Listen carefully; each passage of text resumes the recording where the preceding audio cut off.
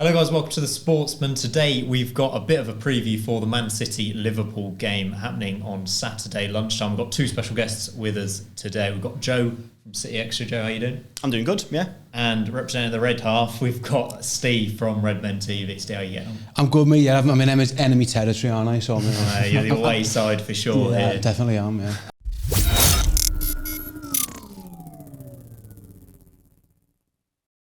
So the first question I've got for you is Manchester City have won the First Division 9 times. Liverpool won it 19 times. Do Man City catch/overtake Liverpool? No. Depends how many of these charges get put against us. I think yeah, it's 19 is a lot, and it's because the reason for that is because Liverpool have had success over like multiple periods of hit. Like we're having now kind of what Liverpool had in the 80s, where it was like brilliant and for them. But they've got the number they have now because they did that, and they've also had others sort of dotted throughout history as well as that. If we're just having all of our success, we'd have to win. Like it could happen one day, but there's no way that I think that City are going to win so many now without Liverpool winning a single one or two or three in that time either to sort of like extend their lead in the same way. You know, the difference is it 9's the difference at the moment? 10. 10's the difference at the moment. So yeah, City fans can't count. This is like this. This the fella who does the books for you guys. How many charges? Yeah, I think it'll be. It's difficult to sit here and say yes, but I think that, you know, if it was going to happen, it would happen in like 100 years time, in like 20, 30, 40 years time. It wouldn't be like in the next five of the last 6 though. Yeah, but he knows they're about to be playing League Two in about 3 years. That's the problem. I think Liverpool will probably win. I think City actually, if this City's team and this infrastructure that they've got stayed for 20 years, I think they probably would. Probably would, but I don't think they will. Well, Pep's going to be off in like 4 or 5 years. Even I don't even think that matters. I don't think that matters. Do you not? No, because I think Pellegrini won league titles and Mancini won a league title. Like when it's this good and everything's built like this, I genuinely just believe there will be a punishment that stops that happening from. I hope there is as well. If again, I hope that they are the charges. It looks like they probably are going to get charged. I'd be amazed if they don't. So that's the only thing that could stop it. I think if City have got this team following all the rules, which I don't think they have, then I think that this team probably could win 10 of the next 20 or 15 of the next 20. This infrastructure, because it'll just carry on and carry on and carry on. But within that, Liverpool would still win like 4, 5, yeah, potentially. But again, mate, we took us 30 years. It's easy. Look what Man United are doing now. Look what Arsenal are doing. It's really hard when you fall away to get back against. Yeah. It's so difficult, especially against the City of juggernaut. It's easy to say that, but they've won them all. They keep winning all the time. It took us, Liverpool had to have the best season they've ever had for a long time. They had to win 25 games on the spin or something ridiculous just to do it once. So I think they genuinely could have done it, but I do believe there'll be some type of punishment that prevents them doing it, whether that means a points deduction or a relegation or something. Look what happened to Juventus where they had to fall. I do believe something like that would stop it, and then if that does happen, I think Liverpool could fill the boots. Yeah. And I think Liverpool could win. You know, if City are on a contender for 2 or 3 years, Liverpool could easily go and make that 19 into 20, 21, 22. Yeah, so absolutely. That's where I'm at with it. Right, move on to the next one. Who has had a bigger impact on the Premier League, Mo Salah or Sergio Aguero? I mean, you can say who's the better player as well if you want. Well, it's I think in terms of like a moment that is going to be known in the Premier League forever, Aguero has that. Like that 93-20 goal against QPR is just something that Salah has been amazing, but doesn't have that sort of like he that. He nearly had a Premier League winning goal. He nearly did, and I think he thought he had but a Premier League winning goal. But I think in terms of like the Premier League, sort of like that moment is going to be known in the Premier League. That's going to be on like Premier League opening titles in like TV shows for God knows how long. I think that iconic moment is there. I think in terms of, well, technically Aguero's like ahead on the goal scoring as well, which kind of helps. But I think that's partly because Salah's a winger and not the fact that Salah's even close to that is insane given where he plays. I'd personally say Aguero, but Aguero's obviously been in the league. He was in the league longer by the time he was done. And he obviously had that 93-20 moment as well, which is obviously something that goes in his favour. But I think if Salah was to stay to the point where he was also in the league for 10 years maybe, then could start to look pretty uncomfortable for Sergio Aguero at that point, maybe. Yeah, the only I would pick Salah. I think Salah will go down as the best winger in Premier League history, or he is. You know, he's 149 goals as a winger. I think if you look at the top 10, Salah's about to break into it. Hopefully this weekend he gets into it because he can get to 150. And everyone else in that list, there's one midfielder, obviously Frank Lampard, who was a joke, and then they're all just strikers. And Sergio Aguero is behind quite a few of those strikers. So for me, if an all-time Premier League 11, Salah's in, and I don't think Aguero is. I think, you know, Shearer, Kane, Rooney in particular, maybe that's it. But Aguero does have the moment. But in terms of impact on the league, I think the fact that Salah, again, a lot of Chelsea fans might disagree with me here, and even a City fan, but like, he's the greatest African footballer of all time. You know, Sergio Aguero isn't even the best player from his own country, never mind continent. So that might play into a little bit as well. I do think the fact that he's Arabic as well, and I think that's a massive impact. How many people, we were talking off earlier, like the impact that Salah has on people of the Arabic world is just a joke. So if Salah stays, he's under contract for at least another year. If Liverpool tie him down, he could genuinely break into the top 5 Premier League scorers of all time, and he's a winger. The thing he hasn't got the moment, the Aguero moment, and maybe yet. Yeah. He's had moments. Listen, he's had big moments. You know, first player to score a hat-trick at Old Trafford for donkeys. He's had the games where he scored worldy goals and stuff. But yeah, at the moment, you couldn't ask anyone like Mo Salah pick a moment, and you'd probably get 5 different answers. Say Sergio Aguero's name, and everyone thinks back to the goal. So that's where he hasn't got going for him. But I think if Salah could win another one, and he could win the other one with the goal that wins the other one as well, that could really help him out. I think there are very few players in the league's history, actually, I think, about the biggest impact on the league as Mo Salah, just for cultural reasons, and for he's redefined what everyone wants from a winger now. Wingers used to run down the byline and cross the ball in, and then someone would nod it in. Now everyone wants their winger to score 15 goals.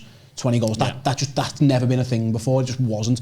All the great teams have always been defined by their centre forward scoring all the goals, and Mo Salah's completely tore that up. You know, look what Bukayo Saka has become now, because he is following in Mo Salah's footsteps. Those kind of wingers, Salah's redefined their position. Sergio Aguero's brilliant, and every time we went to Etihad, he used to score against us, and it used to drive me insane because he never used to do anything, and then he just scored a winning goal or whatever. And it baffled like how that happened again. But I think like Salah's just redefined what it means to be a right winger. I don't think you're going to get a right winger anymore who doesn't score goals. I just don't think the top teams just wouldn't have it, because it's completely different now, and that's all because of him. Right, next question. Would Jurgen Klopp have won the treble with Man City last season? Yeah, 100%. Yeah, you think Klopp's better than Guardiola? Weren't you like 2 or 3 games away from doing that without Manchester City's squad? He won 4 trophies as well. He might have even won. He might have won the League Cup. That team, I reckon I had about half a chance at leading that team to the treble last year. They were the best team by a mile. It felt like everybody else, and this was almost a little bit down. Liverpool have fell away. United are nowhere. Arsenal were the plucky underdog, but they were never really there.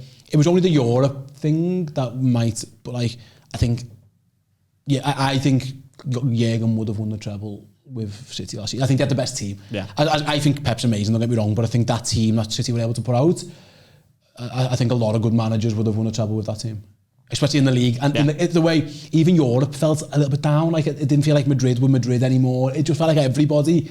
It felt like the stars aligned for City, and they were always going to win it eventually. It was always going to come to them. But yeah, I think Klopp would have might have even done better. He might have won the League Cup as well.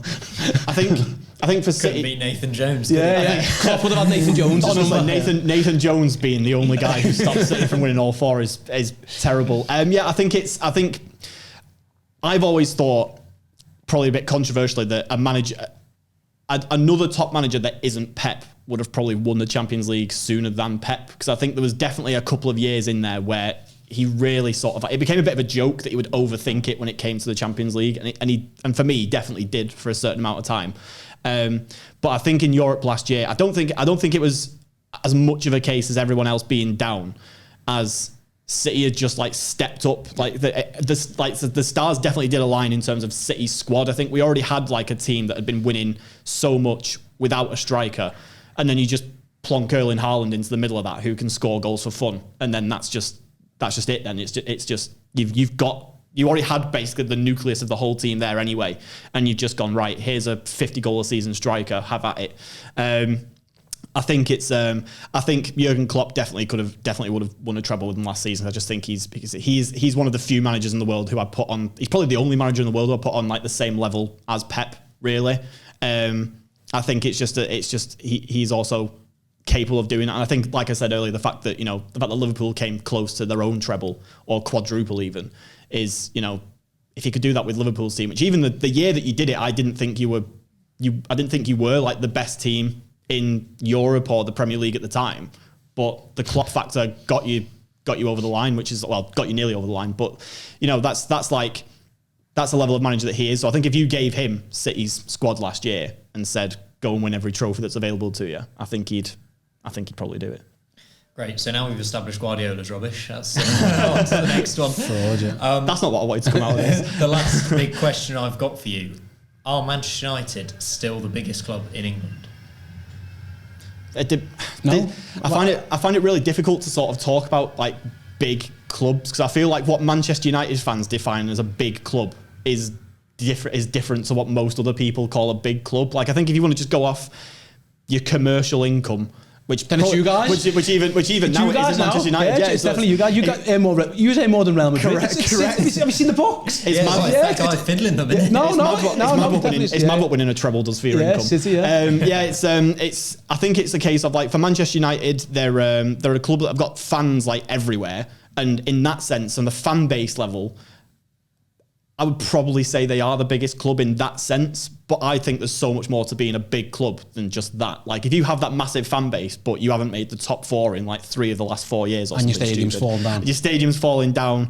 You're changing your manager every 2 years. Your players are crap. Your transfer strategy's awful. Like, if you're doing all of that wrong, but you just happen to have more fans than everyone else, you aren't the biggest club. Like, I'd say Liverpool at the moment are a bigger club. City are a bigger club. Arsenal are a bigger club at the moment, given the way that they're sort of, well, yeah, I'd say, okay, at the moment, probably in the last 2 or 3 years, they probably are, because they're definitely on the upward trajectory to do it.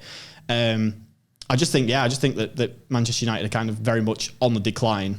They're not really showing any signs of stopping that decline anytime soon. I think on the pitch, it's weird, because on the pitch in the Premier League, they've actually been, the last 5, they've actually done all right, but it's just because in the middle of all those games, you've got getting knocked out of the Carabao, losing 2 Champions League games. It never looks good because of that. But I just think, you can't be a team that either doesn't make the Champions League or gets routinely knocked out in the group stages and still call yourself the biggest club in England when you've got City and Liverpool who've both won it in the last 5 years. Yeah, I completely agree. Like, United have got probably got the biggest fan base. I think you've just done accounting stats on that, but that sounds like whatever. Never win. The ground's falling apart. The players are rubbish. What else? What I don't even know. The training ground's not great. There's a team in there, City, who win all the time, and they don't. Like United, they feel a bit like I felt watching Liverpool in the 90s and 2000s, where you are a massive club, don't get me wrong, you're sleeping giants almost, whatever it becomes or whatever, but you never win. And at some point that doesn't mean anything. And before we know it, it took Liverpool 30 years to get to a title. Would you be shocked if Man United don't win one in the next decade or so? It'd be hard for them to do it. What are they going to do? Unless, there's investors, isn't there? But even that feels a long way away from that. So I think in terms of like stature of a fan base, of course, Man United are absolutely massive, but they've got nothing else going for them. They got history. Yeah, and everyone's got history. Yeah. Everyone have got history. Like everyone's got history. Yeah. Like that's fine. Liverpool's history is better than theirs, but it feels like to me with United is that it was all built around one fella, and then that one fella left, and it's all gone to absolute pot. My worry is Liverpool, that might happen with us, but I hope it doesn't. But that's kind of where I'm at United. Like, every argument just comes back to like, well, we've won this, but like they had the treble thing, and even now that's gone. That was the last remaining thing, and then City have just took that as well. So, listen, I still think we're the biggest club. I would always say that, but I think we can all get like, it's quite funny what's happening to Man United. Like, that's the one thing a City and a Liverpool fan might be able to agree on. I think the history thing as well is like with United, like, yeah, don't get me wrong, they did win things back in the day, but they weren't like, I think there's something, there's only 3 or 4 like league winning managers for United, which is something mad. Like, I think like obviously Busby did it, Fergie did it, and I think there was one other who did it as well. And it's like, you've only really had, obviously the Fergie period of like domination was crazy. It was like 15 years or so where they were just like relentlessly at the top, like winning back-to-back titles and stuff like that. And then there was obviously the Busby era as well back in those days. But outside of those two eras, like there's still the other like 100 and odd years where they didn't do that. And like, you know what I mean? If United fans are going to point to history and sort of go, this is why we're the best, well, can we talk about the other 80 or 90 years of your existence where you weren't the best? I think it's probably worth saying. I think City of the 2010s, probably going to be more successful than United of the 90s eventually. I think, provided against City don't get punished or whatever, but like City have done everything that United team have done, so you can put those achievements side by side. Yeah. City have got to maintain it, don't get me wrong, because United did it from 90s into the 2000s, but like Man United have a golden era of success. Well, it followed on from Liverpool's golden era. It's been followed on then pretty much by City's golden era, whereas at the moment, who's got the better stadium? Well, United would be third in that race. They'd be third in who's got the best team, who's got the best training ground, who's got the best manager. It's hard to put. There's hard to pick anything, isn't it? Where you say United are better than Liverpool or City are. Got a lot of followers on Instagram though, so you know they get a lot of retweets. Yeah. Right, we'll move on to a would you rather section now. I'll like ask each of you a would you rather question. Do a bit of a quick fire, I think. Steve, start with you. Would you rather played out the rest of the COVID season in front of fans, had a title parade, had everything that comes with a Premier League title, or replay the 2022 Champions League final? Oh, win the league in front of fans. 100%. Absolutely, yeah, 100%. It was a crying shame that Liverpool were one of the greatest Premier League teams of all time. That team, it was ridiculous how good it was. And they'd already won the league before the league shut down, which is it's you know, pretty much anyway. Like mathematically, I think they could have stopped there and won it. So yeah, for me, 2022 final was horrible. Champions League final for a lot of reasons, but considering we'd already won that in 2019 and we have fans there and we watched the parade and stuff, give me the league in front of fans. I'm desperate for it this year because it's the one thing we haven't had. It feels like it's slightly that team was so good. It doesn't feel like they almost got the credit they deserve because it was kind of a hollow atmosphere. The COVID season kind of feels like, to a lot. Obviously, I'm saying this as a City fan who like we didn't really do much in that COVID season, but I feel like it does feel a lot like that season didn't really happen. Like it's one of the ones that you just caught sort of like, which I'm sure a lot of fans feel about like other seasons where they've not been particularly great either. So that might just be it. But I feel like the COVID season is one that, because it obviously got stopped and then it got restarted again in the middle of August or whenever it was, it kind of feels like it, because it was so abnormal from everything else, that it doesn't really, even though like you say, the Liverpool team that won that was ridiculous. But because it happened in such that strange, odd way, it doesn't feel like it'll ever really be put on that same. At least you got to finish the season. I'm a Coventry fan and we won League One that season, and I celebrated by reading a tweet saying that the league had been suspended and we got promoted. I was just like, oh right, okay. Good anticlimax. Joe, would you rather the Aguero moment was wiped from history or Pep Guardiola never joined Man City?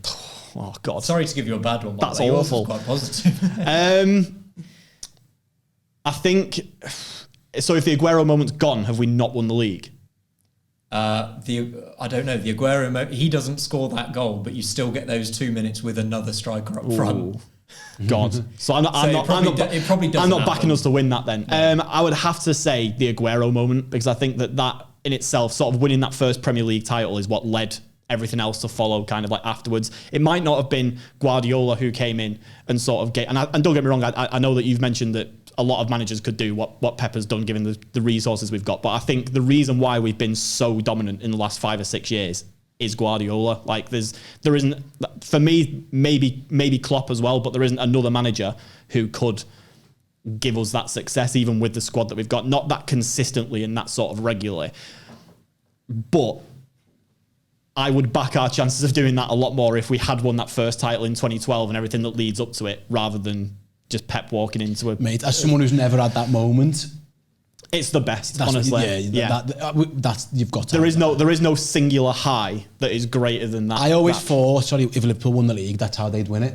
At first, I didn't expect our first title to be a cakewalk where we'd won it by Christmas. I think we beat City 3-0 at Anfield, and I think everyone was like, oh my God, I think we might have just won the league. And it was like, it hadn't even turned into the 2020 yet. So I just don't think you should never take that, like those moments where the winning, a late winner or something like that. That's what we're here for. So yeah, from a neutral point of view, I agree with you, Pick. Would you take a trophyless season both of you, if it meant Man United got relegated? Yeah. This year? Any year? I'll do it now. I reckon I'll do it this year. If Liverpool could come second this year, yeah, it depends what trophy. Because the only one we could win is the league, isn't it? Really, that matter. I mean, the other one. I love the other competitions, but it's tough, man. You know what? I think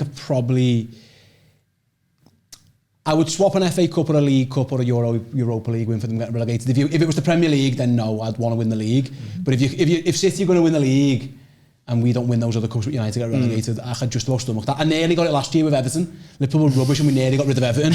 And on the last day, they survived. But I think I wouldn't swap a league title for a United relegation, but they can have a League Cup or something. It might be slightly different for you because your treble holders should be winning trophies this year. I think it's... For me, it's more that like United, like football's good because of the rivalries that you've got, and I think that, don't get me wrong, United being relegated would be beyond hilarious for like a number of reasons, but watching them be absolutely bang average in the Premier League is almost as good. Like it's just as like watching them just like flounder around like mid-table and like 7-0. Get into like that's the only problem with it's a guaranteed 6 points that we might say. Exactly. that's the thing. I think I would personally take us winning. I think, like you say, if it's going to be like the Carabao or watching them getting relegated, I'll take it. But I think pretty much anything else, I'd rather just we won something and just United can continue their sort of like absolute era of indifference that they're currently in. I'll have that. Right, and we'll finish off last question of the day. I need you two to come together, put your minds together and pick a combined Man City and Liverpool five-a-side team if you can. This is going to be tough. It is going to be tough. I mean, you can have a quick argument about the goalkeepers, That's the problem, yeah. I think for five-a-side, I think it's got to be Ederson just purely because of Alisson is, for me, a better shot stopper. But I think in five-a-side, you want like pretty much everyone's an outfield player at this point. Five-a-side, power league, cages. Yeah, but you can't tiny goals. You can't kick it. Goalie's not allowed to kick it in five-a-side. Yeah. So no, I'll take Alisson. Yeah, Alisson. Yeah, right, that's that was quick. If we're going power league, then we'll have to do that. Yeah. Ederson's good with his feet, but goalies aren't allowed to kick it in five-a-side. So it's yeah, let's go Alisson. Couple of defenders you want. I only want one. In there. I only want one. Canate. I only want one defender. I only want one centre back in there. Oh, this is tough. Yeah, I would. I would say Stones. Van Dijk. Oh, but Stones is so good with his feet. He's so much better. He's better than Van Dijk on the ball, I think. Put your case to me, and I'll make the final verdict if you can't agree. So John Stones. So five-a-side. Realistically, it becomes a bit of a shit show, doesn't it? It's just people like running up and down the pitch all the time. Like people don't stay in the positions a lot. And if you want someone who can run out with the ball, and don't get me wrong, Van Dijk is still good at that. He's not bad at it by any means. It's not like you're picking between Stones or like, you know, prime Nemanja Vidic or something where he's good at defending but not very good with his feet. But for me, Stones is really good. He is really good defensively, but I think he's just on the ball. He's just like another level. So I think I would personally prioritise that over Van Dijk's defensive stuff, which I do think is better than Stones. I would say what's going to be ahead of him is going to be ridiculous. Yeah. So I think there's not going to be much defending ahead. There's not going to be. Yeah. So I think I would just like say to Virgil, he's massive and he's quick. Yeah, he is. You stay here. You guard here, and we're going to let these three players in front of you get it. Stones is brilliant, by the way, on the ball. I would agree with that one. So is Van Dijk. Van Dijk on the ball is a joke as well, but you're splitting hairs. But I think I'd have Virgil just stood there, just keeping the back door shut. Who's the most likely to shove Gary from accounts into the side fence? Van Dijk, yeah. Well, we'll go Van Dijk because that's all you need at five-a-side. And then we've got three more players. This is a joke. So we're having Rodri, 100% Rodri. No, see, I'm having not in five-a-side. I was thinking Haaland's in. Well, yeah. Would Haaland be any good at five-a-side? He'd just score every time. He scored every time. Salah's in. Yeah, you can't not have Haaland and Salah, so it just comes down to who the third is. So really? I don't know then if you want someone who's going to be, like a tricky Silva, a tricky sort of you could have Bernardo, you could even have Foden, who I think is very good at that kind of thing. He's getting bullied at five-a-side. That's the problem. Szoboszlai's massive as well. Yeah, five-a-side is huge. I think Bernardo will run for till the end of time. Is Kev fit? He is fit, I think. He doesn't strike. So De Bruyne's great if you've got a full 11-a-side pitch and you want someone to ping any pass you want into like yards of space. But I think in five-a-side, you're not really dealing with that. Silva. Close control, Bernardo Silva. Gotta be. I hate him, you know. He's really good, isn't he? Yeah, that's precisely why I love him. Yeah, I can't stand the coffee cup at the Guard of Honour was just a top 10. My list of most hated players. Him and Bruno Fernandes are fighting tooth and nail for that top place. So guys, but yeah, I'd reluctantly put him in. Yeah, I think so. Alisson, Van Dijk. Oh, we got more Liverpool players. Get in. Alisson, Van Dijk, Silva, Haaland, Salah. I can go with it. I mean, yes, it's going to have a good bench. And we have his manager. Is Pep going to overcomplicate things on either side? He's going to be. He's going to play I can't have more Liverpool players and then not have the City manager in there as well. We've got to even it up somehow. I'd go with Pep in 5 aside. Actually, I think so. Yeah, Klopp's a bit more emotional. There'd be a big fight if you're going to the 5-star manager. Yeah. What a team that is! I think we've put together 3 each as well. Hopefully, we get a similar sort of result on Saturday. You mentioned you think Liverpool a win would be absolutely huge, wouldn't it? Are they going to get it? Yes. Come on. Yes. I think 3-2 to Liverpool. I'd take that for a Saturday lunchtime view, wouldn't you? Yeah. Liverpool. I was going to say 3-2 to City. This is a bit. I'll say there's going to be a 1 goal wins it kind of game. It's not going to be these always are like, it's very rare. Obviously the COVID season was like the exception when it came to the point where there was a pretty decent goal difference between the two in the games, but realistically these games always come down to 1 goal.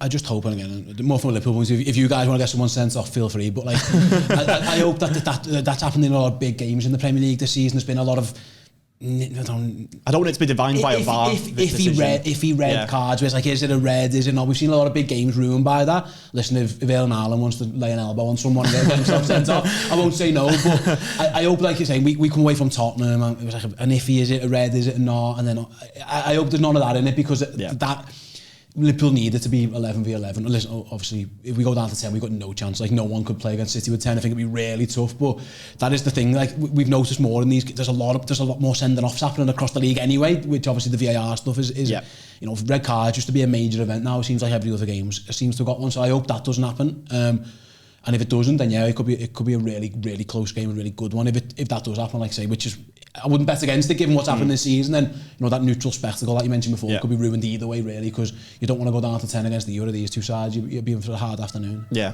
I want to throw penalties into that as well. I don't want penalties to be like some kind of dodgy, debatable VAR decision that kind of like. You're used to them. You've got loads of those, don't you? Correct. Exactly. Yeah. It's great when it goes in our favour against like the one against United. Like, don't get me wrong. I think that kind of sort of pull in the penalty area should be a penalty, but you don't see it every week, and so because of that, it becomes the talking. I remember after that first half, like on Sky, like it was the talking point after obviously City had gone in 1-0 ahead. But it was like, well, should City even have the lead? Should this be allowed? And it's like, I don't want that to be the outcome of the game. I want it to be a case of whoever wins, like, just won it, and it was just done. Like, say 11v11, it was done with goals that didn't need some kind of VAR intervention or anything like that. It was just because that's what. I always think that, obviously, and it's easy for me to say this because City won it, but I think the best game that the two teams have played against each other was that 2019 one, where it was just the quality in that game was ridiculous. And I want it to be another game where it's kind of like known for that rather than for some kind of. I don't want the referees to take centre stage again. I can't have more of that this season. It's already too much. You've both kind of touched upon it there. I'll throw in a question. Are you for or against VAR? Is it worth just getting rid of it at this point? I think in the VAR itself, I think certain parts of it are fine. I'm okay with the offsides, actually. I know sometimes it annoys people, but that's a fact, or it should be. If the fella tells us make the right thing, it didn't happen to us. But if they get that right, that's a fact. Or the semi-automated offsides. Yeah, well, that works. But like, it's the issue you've got with VAR at the moment is that you could ask 5 referees if that's a foul, and 2 will say yeah, and 3 will say no. Yeah. So if that's the same, it doesn't matter. It should be a foul or it's not. Like, they should all come to the same decision. If you should be able to get 10 refs around the table and they all say yes or no. Yeah. So therefore it's on them. So there's no point, because all you're doing is getting another guy with a different camera angle to make his mind up. That's the problem with it. Yeah. So I think for me, I'd definitely keep it for offsides. I wouldn't be against getting rid of it for everything else. Yeah. Personally. Penalties and handballs are so complicated now. Completely agree. I'd bar offsides. I'd just get rid of it. Like this, because I watch football. Like, I have a season ticket for Oldham because they're like a local club that I go to, and honestly, it's so refreshing to go and watch football that doesn't have VAR. It's so nice, just sort of, because I think a lot of people, obviously when it came to the point just before VAR came in, I think football, certainly like the English press and fans were just sort of at the end of the tether with referees. And it was like, well, VAR has to improve things. And it hasn't. And like, honestly, I'd rather have one guy who I can complain about at the end of the game, who saw the decision once in real time and, you know, had one angle of it and got the wrong decision. Because that's an understandable human error. But when you come to a point where you're seeing exactly what 3 or 4 of the referees are seeing, and you still feel like they've made the wrong decision, that becomes so much more difficult as a fan to take than the one guy on the pitch who got it wrong in the moment. So, yeah, I'd personally just scrap it for anything that isn't offsides. Because, like I say, offsides are factual, but anything that's subjective, I'd rather just have to be the subjective opinion of the guy who's on the pitch than the guys in Stockley Park doing it. Bang on there. I think they're chasing perfection, and they're not going to get it really, are they, ever?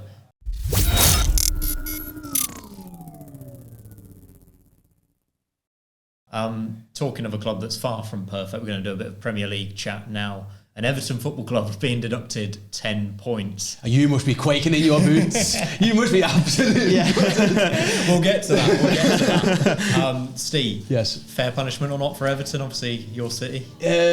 It feels excessive, the number. I think they have to be punished. I know there were a lot of factors that went against Everton in this, you know what I mean? There was a lot of things which led to them, and they were open and honest about it. You know, increased stadium costs and a few other things that certain players they couldn't sell for legal reasons or whatever. So I do feel like there was a little bit against them there, but this is the point of FFP. Like, if you break it, you have to be punished. Otherwise, what's the point of it existing Unless in the first place? Manchester City, really. Otherwise, you just go and win everything and buy all the best players all the time. So there has to be a punishment, and I know the teams who are relegated that would have been looking at it going, there's got to be something. I don't, on the pitch point of view, I don't think it's the worst season for Everton to lose 10 points. You'd rather this year than last year, because I think the league, I mentioned before, the quality of the league, but the bottom of the league isn't that. So I don't think it's the worst one. But yeah, if you're gonna implement FFP, then you've got to do it. I don't know where this -10, like, is that in the rules? It feels like they might have just made that up, because teams lose 9 sometimes for being into administration. So are you saying it's better to go into administration than break FFP? Because you know what, you might as well just do this. You know, yeah. I don't know, but my guess is, listen, I'm just guessing, they'll probably peel it down and they'll probably reduce it a little bit. But it's nice to see that they are looking into it and that they're doing the due diligence. You know, obviously it was one charge for Everton, and they went through the process and they got a decision. I think they had to punish them and it had to be points. Fines in this situation would be nonsense. Because if you've got that much money to spend anyway, you might as well just pay the fine and take it. So I think it's right they got punished with a points deduction, even though I do believe 10 might be a little bit harsh. I think they're only 19 million or something over where they needed to be. And it was, a lot of it was to do with, like, say, the cost of the stadium going up. They thought they were going to sell a couple of players and then they weren't able to, and things like that. So I get it. It's been a bit hard lines for them.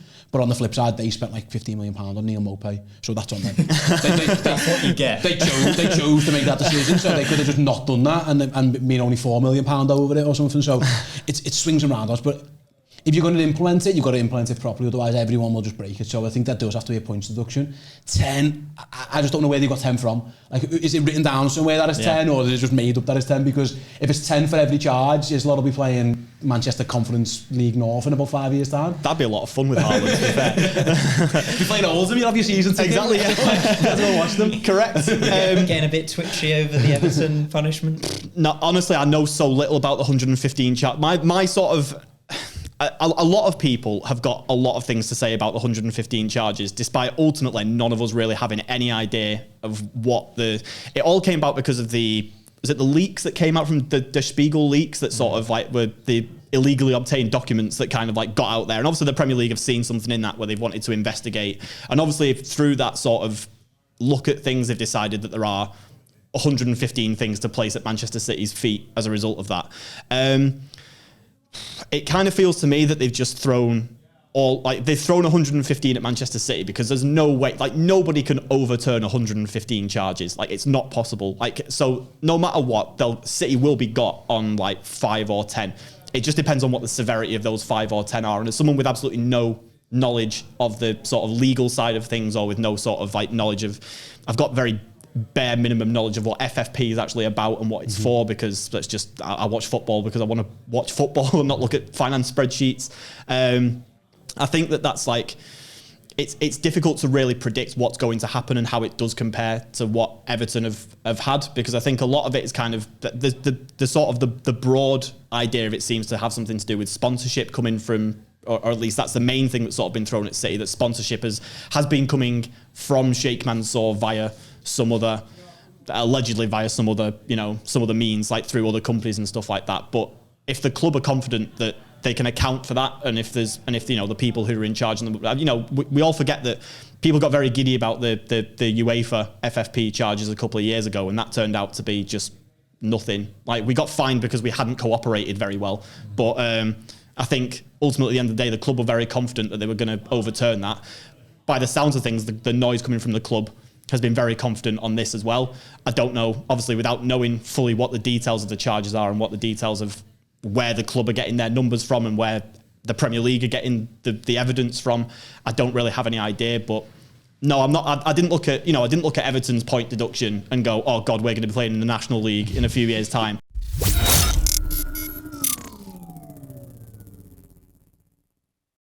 Last time Liverpool won a Premier League game at the Etihad was back in 2015. Obviously, we've had a Champions League win since then. That was a 4-1 win against Pellegrini's City.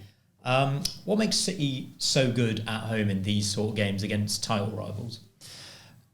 I think, and I know that it's become kind of like a running joke that City don't really have much of an atmosphere and that the stadium's always quite empty and stuff like that. But I think generally in the last sort of few years, certainly since Pep's kind of really stamped his mark on the club, I think we've become a genuinely difficult place for big teams to come to. I think you saw that in the Champions League semi-finals last year against Madrid. I think, was it Valverde or one of their players came out and said afterwards that it was one of the most horrible atmospheres that he's played in, because it was just so loud and intimidating. I think obviously we're at the point now where these big games for City are kind of, it took a lot of the fans, I think, a while to sort of get to the point where they sort of realise what the atmosphere can do on these big occasions like this.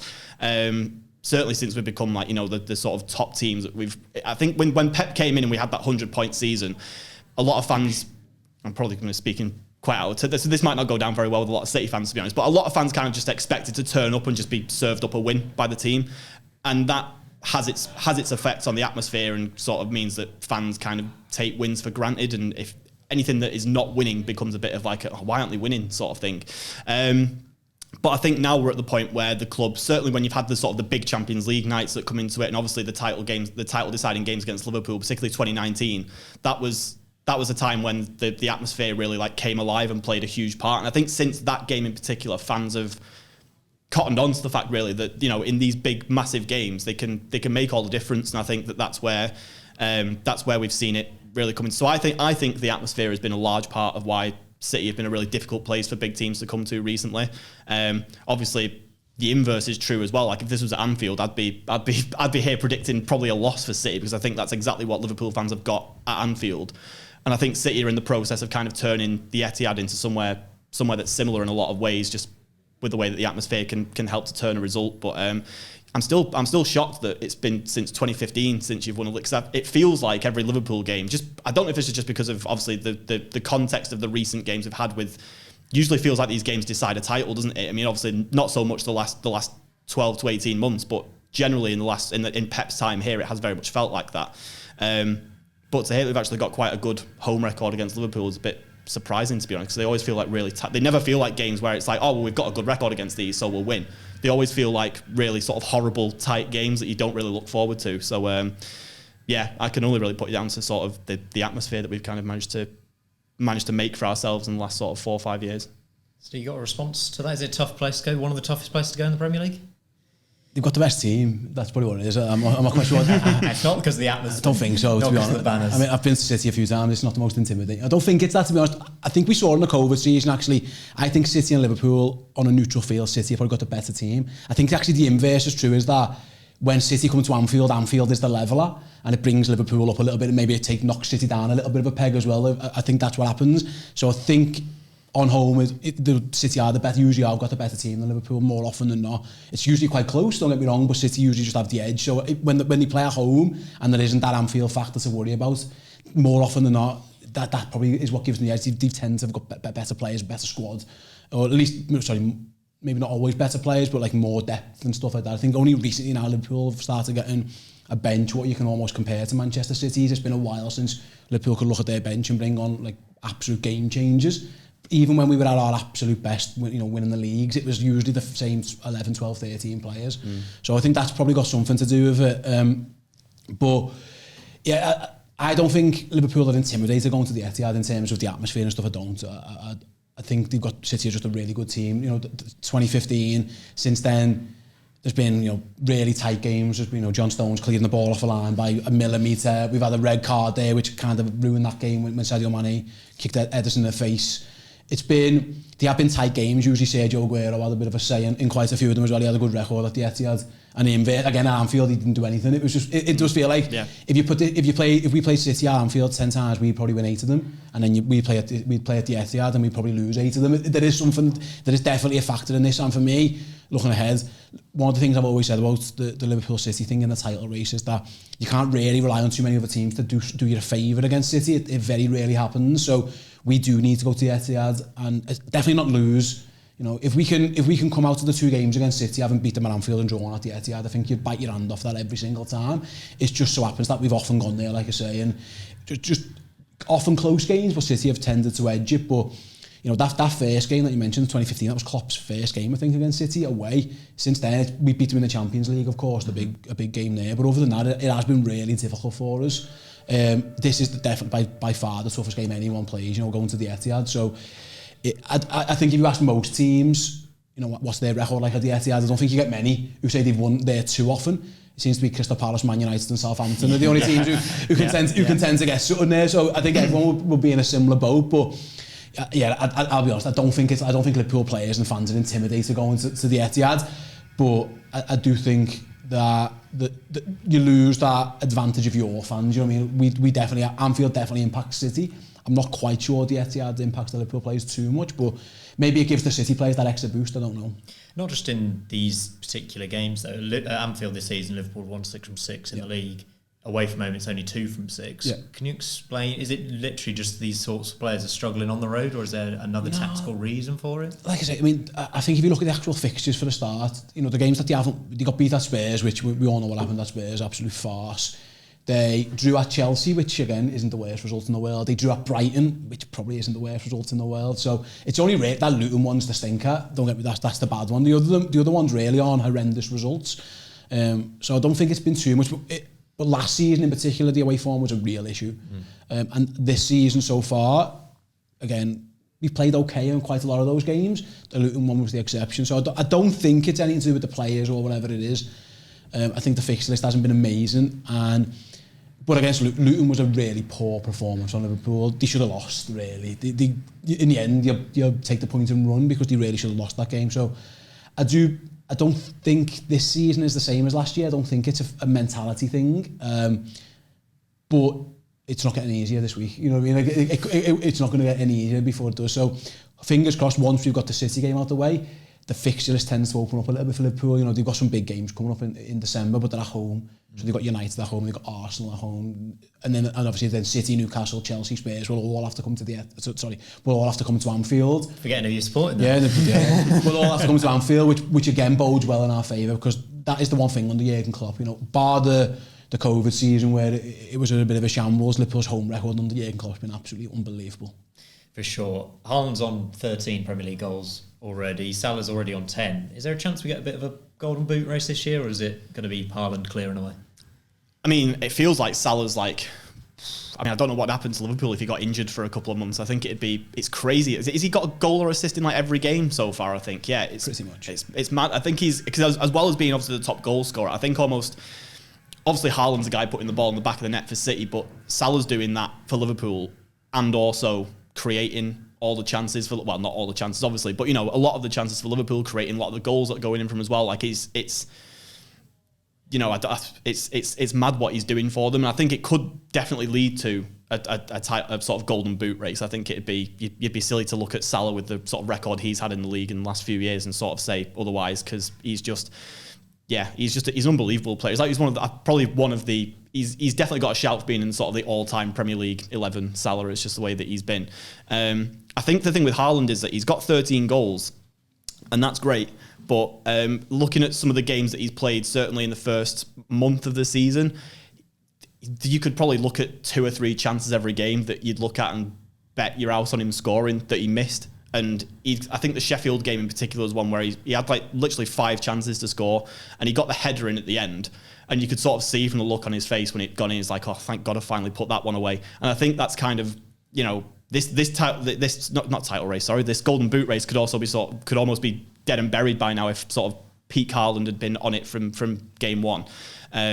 But that's just the nature of being a goal scorer, innit? Like sometimes you don't score. Even Haaland doesn't score every single one. I think the 2 of them are like by far and away, now that Harry Kane's left the league, I think the 2 of them are by far and away the best goal scorers. And in Salah's case, like one of the best goal creators in the league as well, which makes it, pretty interesting. It's not that long ago, only this summer, that people were talking about obviously Salah leaving Liverpool, the big Saudi offer. You're chuckling at that. Still performing at 31. A lot of people were kind of raising their eyebrows. You rejected such a massive bid for him. Couldn't bought his boot for 150 million pounds. Honest to goodness, like no. Look at Mo Salah. I get the 30-31 thing. He is not your typical person. Like, you know, when he scores big goals against his top off. He's got muscles in places most people don't even have places. There's no sign of like him slowing down. You look like the best players now, like 37, 38, 39, and they're still performing now. Yeah. So I when that bid come in, it come in on deadline day for a start. Like Liverpool were never going to sell the best player on deadline day with no one in replacement. If that bid would have came 3 months earlier, maybe they'd have thought about it and thought, well, can we go and buy 2 or 3 players with that money that could help? But that was never going to happen. He is so important for us. His game has changed. I think that's fair to say. He is much more of a creator as well. That's definitely true. You know, he's won a couple of, you know, I think he won the most assists in the Premier League last season. I think it was the year before. He is just he's a freak. He's just a genius. He's an absolute freak. And Liverpool, we would be worse off. Liverpool have actually built themselves a pretty good squad. They've got really good forward options. I think probably if you stacked our 5 forwards against anyone, I'd take ours, really, you know, as a group of 5. Not many have got the depth we've got, especially in terms of goals. Other teams have got a lot of good players, but often, again, I look at City, for example, you don't get too many goals from the wide players. They all tend to funnel towards the big fella, but without Salah, we haven't really got anyone else on that right-hand side yet, because we haven't bought anyone to back him up because we haven't needed to touch wood. So for me, they're the 2 best players in the league. Never mind just the best goal scorers. They are just the 2 best players in the league. I know there's some other really top players knocking around as well, but these are the cream of the crop kind of thing as well. And you pick World 11s and there's a very good chance both of them are in it. Never mind just how good they are in the Premier League. My guess is, if you had to guess, Erling Haaland probably wins that Golden Boot. He tends to get a hat-trick against Bournemouth every other Saturday. Since City have beaten Bournemouth 5-0. I don't know, they play them like 8 times a year, I think. But that's the difference Haaland's got, is that if City are cruising in a game, they tend to leave Haaland on and he can rack them up a little bit.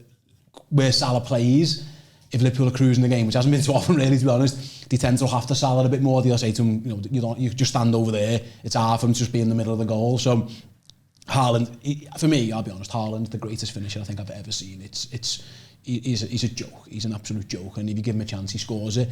Salah, more often than not, very rarely does Salah get like a tap-in, you know what I mean, or one of those. He got one the other weekend, actually, when he nods one in the back post, but he rarely gets them, you know what I mean? It feels like his goal is a bit more difficult, just because of the role he plays, but they're both just absolute freaks. Listen, Salah is 1 away from 150 Premier League goals, and he's a winger. Like, it is just absolute, it's absurd. Yeah. You know, the numbers are absurd. Erling Haaland last year broke Salah's single season record. He's a joke as well. Like they are both just absolute geniuses. They are just the best. I think they are the 2 best players in the league. Definitely. I can't wait to see both of them hopefully turn out on Saturday, as long as Haaland's injury isn't too bad. He'll be fine. I think he'll be all right. Absolutely fine. Honestly, he'll be absolutely fine. So it's first versus second already in the Premier League. Feels familiar, doesn't it? Yeah, we're at it again. For both of you, do you think these 2 games, this game and the reverse fixture, are these going to be the title deciding games? It feels like that this season. I think obviously, with the season Arsenal had last year and sort of the additions that they made, a lot of people just expected them to sort of, they've got Declan Rice now. Spent a lot of money on Declan Rice. They've bought in a couple of other players as well. So that's it now. They've improved on what was just missed out on the title last season. Therefore, they'll go and do it. But I just feel like the amount of like how much it can mentally rock you to get that close to winning it and not doing it. I think that's why Liverpool, like the way that Liverpool came back from that 2019 season where they just missed out on it to City. Like the fact that they came back and won the league, that's one of the reasons why Jurgen Klopp's the best manager in the world, because that is difficult to do. And we've not seen Arteta really do that. He didn't really have to do it at his time at Manchester City, which is so he can't just copy and paste what Pep's done for this one. So he doesn't know how to deal with that. Obviously, we've seen in the Amazon documentary that his man management style is he obviously gets a lot out of players. Team talks. Yeah, but it's a bit like a banana today? It's all very David Brent, isn't it? But yeah, so I think they don't look at the moment like a team that is coping well with that. Obviously, they beat us in the league, and that's obviously that's a sort of a hurdle they've had to get over. But I've watched them this season. They've not looked like a team that I'm looking at thinking you're going to be in a title race with us at the end of the season. Whereas Liverpool, on the other hand, are looking very much like that, which, as someone who did not enjoy, obviously we won it in the end, but did not enjoy one moment of that last 3 months of that season. I don't really want that to happen again. But it feels like it's just sort of normality is resumed in the league at this point, hasn't it? It's just Klopp v Pep is like the defining battle of this era that they've both been in the league, to be honest. Like, they're the two best managers in the world by a distance, I would say. And it's always going to come back to those two. I think the problem that Liverpool had last season, you'll know better than me, was probably the midfield, and like the fact that it looked like it needed an urgent refresh. And they've given it one this season. Still probably missing that Fabinho level defensive midfielder that you could use. But even without that, like, it's been the McAllister and Szoboszlai. I hope I've said his name right. That's close enough. Those two coming in have really freshened things up. Obviously, Diaz has like settled into the team a bit more, who looked really impressive since he's joined the team anyway. I love Núñez. Like, Liverpool fans must absolutely adore him, because even as someone who doesn't particularly like Liverpool, watching Núñez is just so much fun. He's just chaos. Two goals against Argentina. Exactly. No matter what he does, whether he's actually scoring or assisting, he's making stuff happen. And the number of times last season, and obviously a lot of people laughed at him for missing like easy chances and stuff, but if you're getting easy chances a lot, which he did, and if you're getting into those one-on-one situations, which the 2 goals against Newcastle that he scored were like prime examples of chances that he got dozens of times last season and didn't score.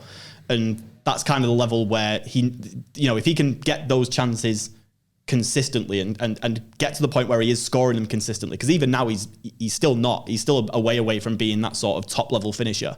But if he gets there, then you're going to be looking at City v Liverpool for the next God knows how long, because then you've actually got someone who can back up Salah scoring goals as well. I think as well, like, Jurgen deserves a lot of credit, because he's rebuilt his team in a summer. Like, Liverpool was shambles last year, and obviously he was ruthless. He got rid of 5 or 6 midfielders in one go, went and done it straight away. I agree, these are the 2 best teams. I think these will finish 1 and 2 in some type of order. I think actually what bodes well for Liverpool, I think the Premier League is a little bit stronger, and I think that really does help us.